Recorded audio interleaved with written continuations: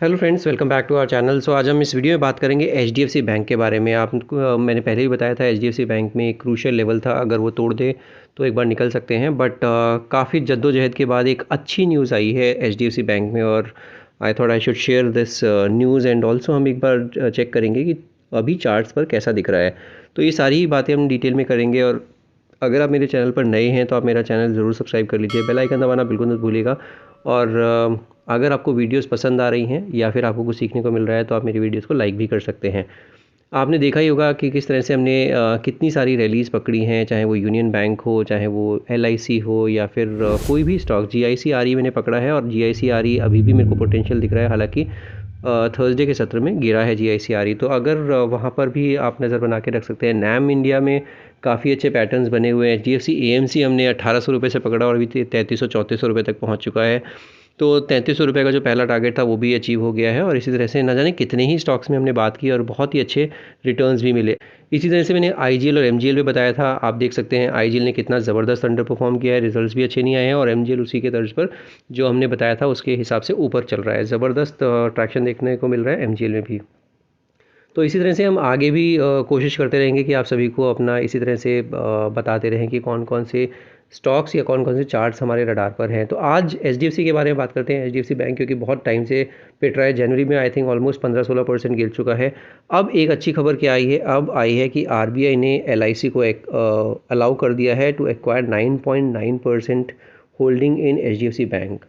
तो ये एक बहुत ही बढ़िया खबर है, सेंटिमेंटल पॉजिटिव है। बट ये क्या रातों रात हो जाएगा? क्या यहाँ से एलआईसी के पास ऑलरेडी कितना 5.19% के आसपास तो स्टेक ऑलरेडी है एचडीएफसी बैंक में।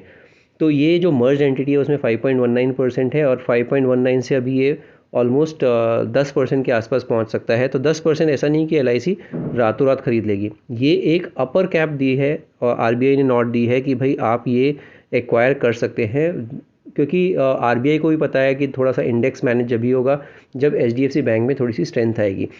तो एचडीएफसी बैंक में की वजह से ही आपको देखा होगा निफ्टी गिरा, बैंक निफ्टी गिरा, फिन निफ्टी गिरा। और वो सिर्फ और सिर्फ डैम्पनर क्या है, सबसे ज़्यादा डैम्पनर है एचडीएफसी बैंक, क्योंकि सबसे ज़्यादा वेटेज रखता है एचडीएफसी बैंक ही। तो आरबीआई ने जो ये बोला है 9.9% होल्डिंग कर सकता है एलआईसी एचडीएफसी बैंक में, वो एक साल के अंदर अंदर करना है। मतलब जनवरी 2025 के बीच में, अभी जनवरी 2024 या फरवरी 2024 से लेके और जनवरी 2025 के बीच में वो अपना धीरे धीरे स्लोली एंड स्टेडीली बढ़ा के अपनी स्टेक को 9.99% तक कर सकता है। उसके ऊपर नहीं जाना चाहिए, वो एक क्लियर मैंडेट दिया है। जैसे कि इसमें लिखा भी है, RBI told LIC to acquire the shareholding in HDFC Bank within a period of 1 year, that is by January 24, 2025। तो 24 जनवरी 2025 तक ये अपनी होल्डिंग बढ़ा सकता है, मतलब प्रिसाइजली एक साल।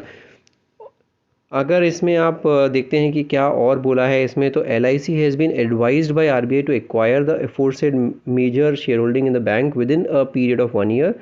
Further, LIC must ensure that the aggregate holding in the bank does not exceed 9.99%। तो ये एक बहुत इंपॉर्टेंट है, इसके ऊपर जाना नहीं चाहिए इनका स्टेक, वो बहुत इंपॉर्टेंट चीज़ है।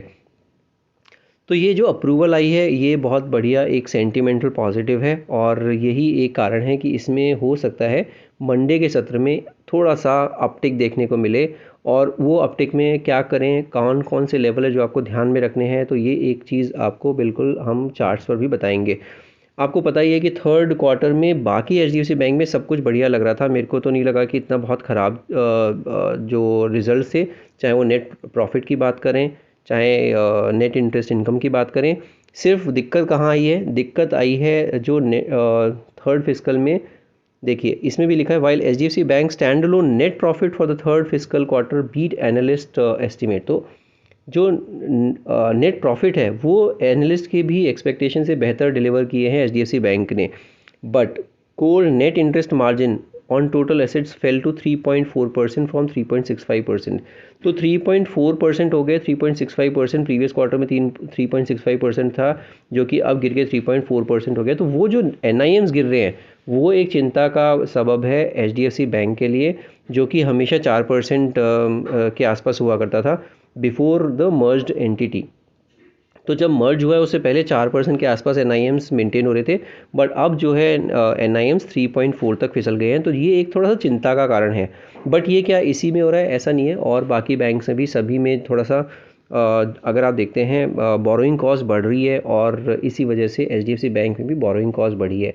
इसके अलावा अगर आप देखते हैं तो lower yielding loan book have weighed on the merged entity's margin in the 2 quarters, तो वो एक कारण है ये, क्योंकि जो लो यील्डिंग लोन बुक है एचडीएफसी की वो इसमें मर्ज हुई है, और इस वजह से दोनों ही इम्पैक्ट इसको नेगेटिव साइड पे लेके गए हैं। बट ओवरऑल बैंक ज़बरदस्त है, ऐसा नहीं है बैंक अच्छा परफॉर्म नहीं कर रहा है। नेट इंटरेस्ट मार्जिन एक कारण है, और वो भी आई एम श्योर जिस तरह का मैनेजमेंट है और जिस तरह का एक्सपीरियंस्ड मैनेजमेंट है एचडीएफसी बैंक का, वो ऐसा नहीं है कि वो इसको देख नहीं रहा होगा और हम ही सब कुछ देख रहे हैं या फिर एनालिस्ट ही सब कुछ देख रहे हैं। वो भी ज़रूर कोशिश कर रहे होंगे, और उस पर भरोसा रखने का एक कारण यही है कि एचडीएफसी बैंक ने सालों साल इन्वेस्टर्स को कमा के दिया है, वेल्थ क्रिएट करके दिया है। तो बिल्कुल घबराने की ज़रूरत नहीं है कि ये बंद हो जाएगा या कुछ ऐसा हो जाएगा, कुछ दिक्कत नहीं है एचडीएफसी बैंक में। सिर्फ एक दिक्कत है जो अगर हमने आइडेंटिफाई कर ली है, सारे मीडिया रिपोर्ट्स में ये आइडेंटिफाई कर ली है, I am sure HDFC bank के मैनेजमेंट ने भी आइडेंटिफाई की होगी। तो ये एक जो न्यूज़ है बहुत अच्छी न्यूज़ है, पॉजिटिव है। अब इसमें क्या होगा, अभी इसका जो लोअर लेवल है वो थोड़ा सा कैप हो जाएगा। जैसे ही मार्केट में बहुत ज़्यादा गिरावट आएगी, एलआईसी आ जाएगा अपना इसको तारणधार की तरह खड़े होके कि बॉस मैं यहाँ पे खड़ा हूँ और मैं इसमें और पैसा लगा सकता हूँ। तो इसमें ये एक अच्छी चीज़ है। अगर आप एडीआर भी देखते हैं तो एडीआर भी इसका बढ़ा हुआ था, और एडीआर अगर देखते हैं तो 1.8% बढ़ा हुआ था एडीआर भी। तो एडीआर ऑलमोस्ट पौने 2% के आसपास बढ़ा हुआ है। तो अगर आप 2% बढ़ने की भी एक्सपेक्टेशन रखते हैं एचडीएफसी बैंक को, तो ये अच्छे से मैनेज हो जाएगा इंडेक्स भी। तो ये एक अच्छी न्यूज़ है। एक बार हम इसको चार्ट पर भी देख लेते हैं कि कौन कौन से लेवल्स हैं जो आपको अपने रडार पर रखने हैं। इससे पहले हम चार्ट्स पर जाएं, आप सभी को पता है कि आप मेरा जो इन्वेस्टमेंट है एचडीएफसी बैंक में वो बना हुआ है, और मेरा जो भरोसा है एचडीएफसी बैंक में वो भी बना हुआ है, क्योंकि मैं पहले भी एक बार एक्यूमुलेट करके प्रॉफिट बुक कर चुका हूँ एचडीएफसी बैंक में, आईसीआईसीआई बैंक में, और ये जितने भी दिग्गज बैंक थे आपको पता ही है। मैंने घर लिया था उस टाइम पर, मैंने लिक्विडेट की थी पोजीशन, मैंने फिर से एक्यूमुलेट करने की शुरुआत कर दी थी काफ़ी टाइम पहले ही, और अभी भी मेरे पास एचडीएफसी बैंक पड़े हुए हैं, और ऐसा मैं बिल्कुल सोच नहीं रहा हूँ इसको बेचने की। तो let's see this particular bank on charts की कैसा दिख रहा है चार्ट्स पर भी। तो हम आ गए हैं चार्ट्स पर। एचडीएफसी बैंक का मैंने डेली का चार्ट लगाया है, और डेली के चार्ट में एक जो आप देख सकते हैं ये ग्रीन कैंडल की ग्रीन जो बार बनी है ऑलमोस्ट 24 जनवरी को बुधवार को, ये इसने अपना लो जो टच किया था वो था 1380 रुपये, 1380। बट ये टिका नहीं था बिल्कुल भी। जिस टाइम पर ये खुला है 1380 पे, और 1380 पर ही ओपन और लो सेम था इसका, और उसके बाद इसने रैली दिखाई और इसको लेके गई ये ऑलमोस्ट 1450 1455 तक। फिर उसके बाद थर्सडे को फिर से गिरावट आई, और थर्सडे को गिरावट आने के बाद थर्सडे को गिरावट आने का कारण भी ये था कि जो 1460 का मैंने लेवल बताया था पहले भी आपको, वो 1460 का एक सपोर्ट था जो कि इसने तोड़ दिया था। तोड़ने के बाद यही एक रेजिस्टेंस की तरह काम कर रहा है। होपफुली मंडे को ये 1460 निकाल देना चाहिए। 1460 अगर निकाल देगा तो फिर इसमें एक चाल आ सकती है, और फिर इसमें थोड़ा स्टेबलाइजेशन आ जाएगा और स्टेबल हो जाएगा ये पर्टिकुलर चार्ट। आरएसआई भी देखते हैं तो एकदम ओवरसोल्ड सिचुएशन में जा चुका है। 27 का आरएसआई है तो एकदम ओवरसोल्ड है इस टाइम पर, तो इसमें और गिरावट की गुंजाइश लग नहीं रही है। 1460 के ऊपर जाता है तो फिर इसमें एक फिर से री एंट्री के बारे में सोच सकते हैं, अगर आपने अभी तक एंट्री नहीं की है और आप ये सोच रहे थे कि इसमें स्टेबल होगा तो उसके बाद सोचेंगे, तो 1460 के बाद एक बार सोच सकते हैं री एंट्री के लिए। और अब क्योंकि एलआईसी वाली न्यूज़ जो है वो भी पॉजिटिव है, तो सेंटीमेंटल पॉजिटिव हो जाता है। और मैंने आपको हर बार बताया, जब भी आपको कोई भी स्टॉक लेना है जो कि दिग्गज स्टॉक है और किसी भी बुरी न्यूज़ में इस तरह का गिरावट में मिले, तो वो टाइम है एक्यूमुलेट करने का, क्योंकि भाव और न्यूज़ एक साथ अच्छी नहीं मिलेगी। या तो भाव अच्छे मिलेंगे और न्यूज़ ख़राब मिलेगी, या फिर न्यूज़ ख़राब मिलेगी और भाव अच्छे मिलेंगे। तो इस टाइम पर न्यूज़ ख़राब थी, भाव अच्छे मिल रहे थे, और अच्छे टाइम पर इसको अगर एक्यूमुलेट करने के बारे में सोच सकते थे तो वो सोच सकते थे। 1460 के ऊपर जाता है तो बढ़िया इसमें लग रहा है पैटर्न्स, फिर इसमें 1510 तक निकल सकता है। बट इसमें ट्रैक्शन आएगा 1560 के ऊपर। तो 1460 और 1560 जो है ये एक लेवल है जहाँ पर कि थोड़ा सा कंसोलिडेट कर सकता है, क्योंकि एक जो एक गैप डाउन भी दिया था, इसको गैप डाउन को भी फिल करने में थोड़ा सा मशक्क़त करनी पड़ सकती है एचडीएफसी बैंक को। तो डेली के चार्ट पर तो ये अभी 1460 का एक लक्ष्मण रेखा है, अगर उसके ऊपर निकलेगा तो उसके बाद में सोचेंगे कि क्या करना है। और 1380 का स्टॉप लॉस रखना है अगर आपने पोजीशन बना रखी है। 1380 के ऊपर नीचे अब जाना नहीं चाहिए, जो कि मुझे लगता भी है। वीकली के चार्ट पर एक बार देख लेते हैं वीकली के चार्ट पर कैसा पॉइज्ड है। तो वीकली के चार्ट पर, ये मैंने आपको वीकली का चार्ट दिखाया है। वीकली के चार्ट पर भी इम्पॉर्टेंट 1442 है। 1442 अगर निकलेगा तो फिर 1460 और 1460 के बाद फिर इसमें ट्रैक्शन देखने को मिल सकता है, क्योंकि 1442 क्या है इसका 200 वीक एक्सपोनेंशियल मूविंग एवरेज। तो 1440-42 जो है वो इम्पॉर्टेंट लेवल है। आई एम श्योर मंडे को इसके ऊपर खुलेगा तो इसमें फिर से ट्रैक्शन देखने को मिल सकता है। तो जितने भी बुरी न्यूज़ है वो ऑलरेडी प्राइस्ड इन है इस पर्टिकुलर स्टॉक में, और अब इसमें मुझे लगता नहीं है कि बहुत ज़्यादा कुछ गिरावट की गुंजाइश है। तो इसमें अगर आप एक्यूमुलेट करें तो आपको अच्छा खासा मुनाफा हो सकता है लॉन्ग टर्म में।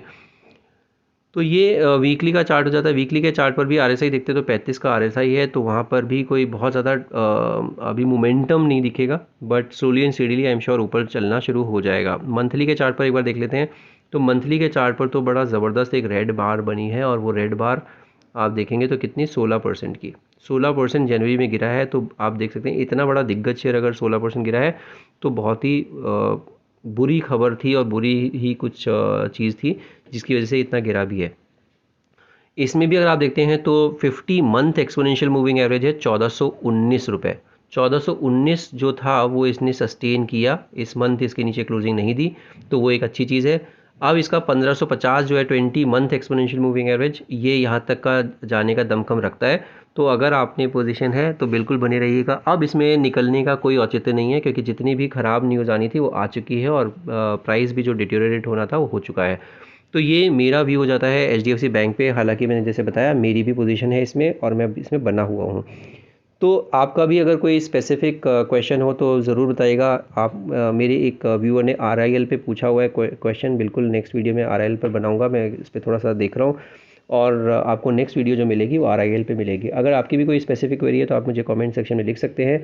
अगर आपको वीडियोज़ अच्छी लग रही है, कंटेंट अच्छा लग रहा है, कुछ सीखने को मिल रहा है, तो आप मुझे मेरी वीडियोज़ को लाइक कर सकते हैं, अपने दोस्तों के साथ शेयर कर सकते हैं। अगर आप मेरे चैनल पर नए हैं और अभी तक चैनल ही सब्सक्राइब नहीं किया है तो मेरा क्विकली चैनल सब्सक्राइब कर लीजिए, बेल आइकन दबाना बिल्कुल नहीं भूलिएगा। आज की वीडियो में सिर्फ इतना ही। Will see you in the next video. Thank you so much for watching this video.